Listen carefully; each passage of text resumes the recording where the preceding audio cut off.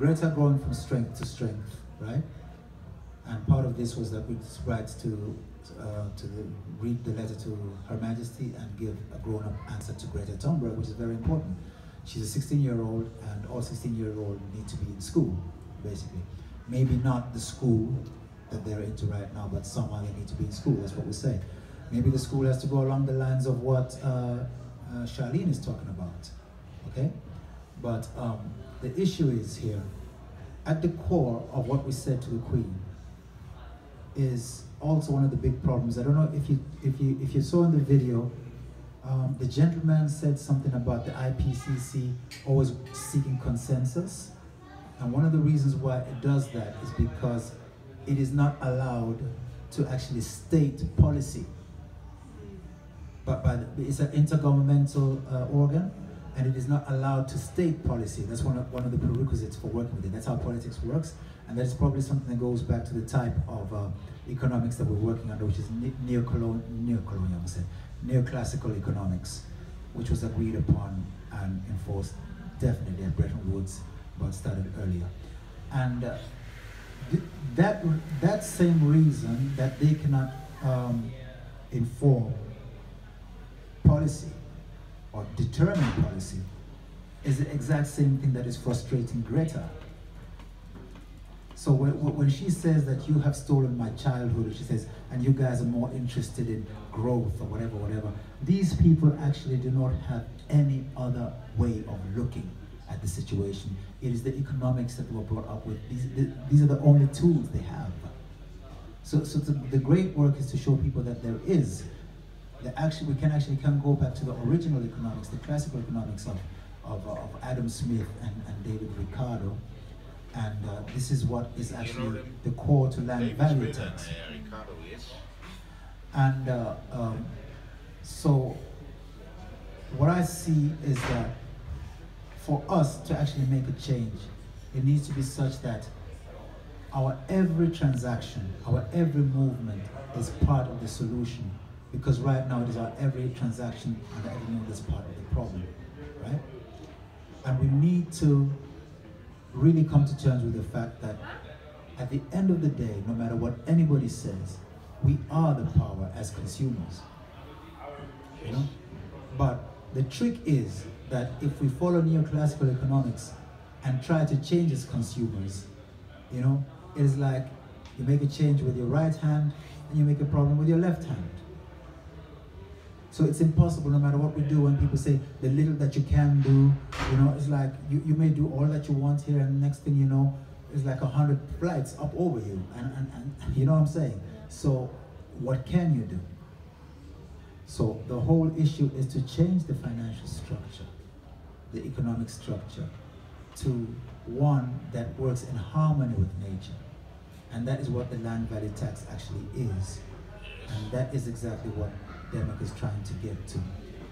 Denmark tried to take a shortcut by keeping the old structure and then compensating by creating a welfare system. But now that is costing Denmark a lot, and Denmark cannot afford it.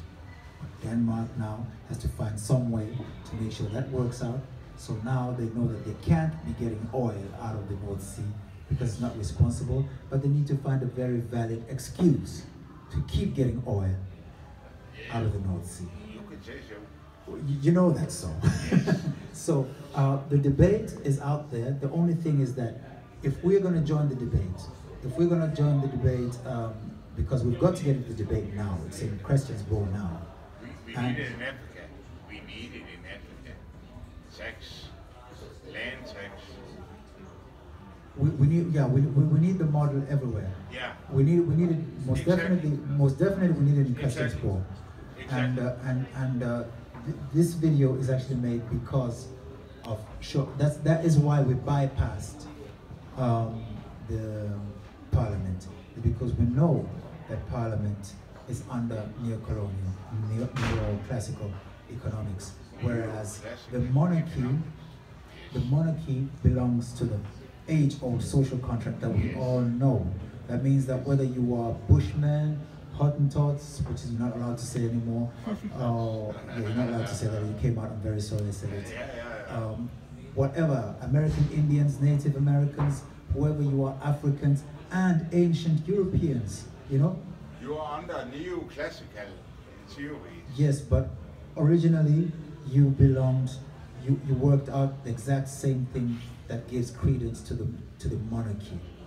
When you had what the so-called pagan, when they talk about the Europeans who lived here before Christianity, they call them pagans. That is not paganism. That was people who were living in harmony with nature. And there are a lot of people who are working towards that. There are a lot of movements working towards that. And those movements are the movements that are going to lead us into, if we're going to survive, because they're the ones who know what food we're going to need to eat, what is going to be our medicine, instead of the type of medicines that we have that are put upon us by this neoclassical economics. So that's the way forward. The only way to connect with that old way is the monarchy. Now, many people have told me, why are you writing to the Queen? She's not allowed to respond to any of these things whatsoever. I said, she doesn't need to. The Queen, if the Queen was to make any political statement, it would be way below what she stands for. The Queen is expected to be perfect. The Queen is expected to be morally defensible, non-political, obviously, because politics is not like that. Exactly. So that's the reason why. So why then should we squabble with politicians who are corrupt when we can go towards a Queen who actually represents the noble ideals that we all respect? Because that's what we do in Africa. When this recording gets home to Africa, to my king, King Makambira, he'll be very happy, because he'll be saying that, look, I'm very happy that you take our values as kings in Africa to the Queen of Denmark, because our politicians in Africa are just as corrupt as the politicians in Denmark. So it is all about bypassing the politicians. And this is why I want to say to Greta, there is no need to be angry at them. There's no need to say that they've stolen your childhood, because there are people who are not in those forums where you go to give your message, who actually care about you, who are actually working for you, who are actually gonna make the change. And we're not gonna take money for you, or we don't get paid for it. Like myself, I left my daughter to do this, to be able to stand up here today, so that I, as a father, can say all these words. I bet my daughter never thought that I could write a letter like this. You know, she must be like, what, did Dad write that? You know what I'm saying? So, I mean, all this, it comes because of having that basic love, and that basic love is represented by kings and queens. That is why they are royal families. They're expected to represent more than politicians are, and when politicians don't do it. But we do want to bring our politicians up to there. We don't want to say politicians are bad. We do want to bring them up to there, but the only way we can do it is to put them on the back foot in such a strong way that has never been done before, and that's what we need to do. Sorry, but that's it. I have a feeling that people are going to watch this video just to hear your comments more than what I said. I have a feeling that if this video is going to go viral, it's going to be because of Peter Syerson. Basic love, no climate. I mean, better climate. I love it. You too. I think, Peter, I think you should come up here and be in the film, because you are the Danish guy here, and you need to represent your country. Kom nu op, du skal med i filmen, det er Peter Syerson. Kom nu på. Okay, I do. Okay. With my wine. Vi skal lige afslutte det på ordentlig manér, ikke også? Vi endte in an orderly manner. Yeah, det alcohol, det virker. It is working, alcohol. Therefore I speak freely. I am drunk, therefore I speak freely. Okay, anyway, like we said, this is unusual business. Unusual business.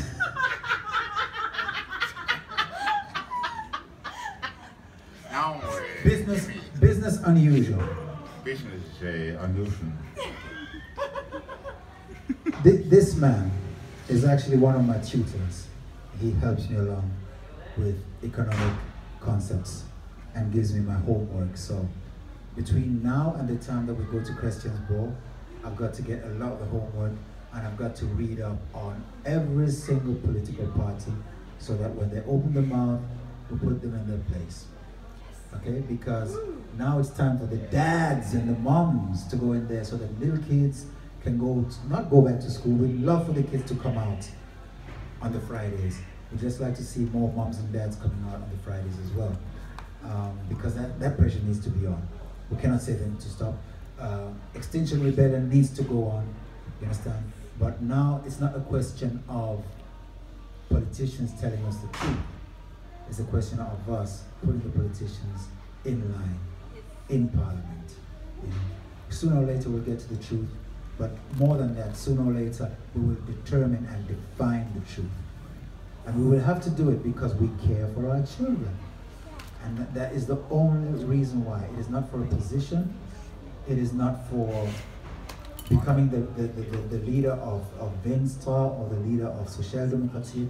It's not because of that. It's simply because Floyd and Floyd's little brother have got to get a chance to actually believe that we're doing our best, and we can at least say to them that we did our best. So I am over the moon, really happy to see you guys, my daughter, and everybody to hear the first public reading of this letter to the Queen. Next time we'll be in Danish, and next time we'll be in Parliament. By the way, guys, I'm actually going to Parliament tomorrow. You do? Yeah, Yul Anderson, the guitarist. Yeah, he's a guitarist. He plays Jimi Hendrix. He has a concert in that hall that they have at Christian's Ball. I thought he was playing piano. He's gonna play piano and play Jimi Hendrix. Yes. And I've been invited to go jam with him. Wow. So we're on the way to Christian's Ball. With the piano. Thanks for tonight. Vi er til Christiansborg ved det Cool. piano.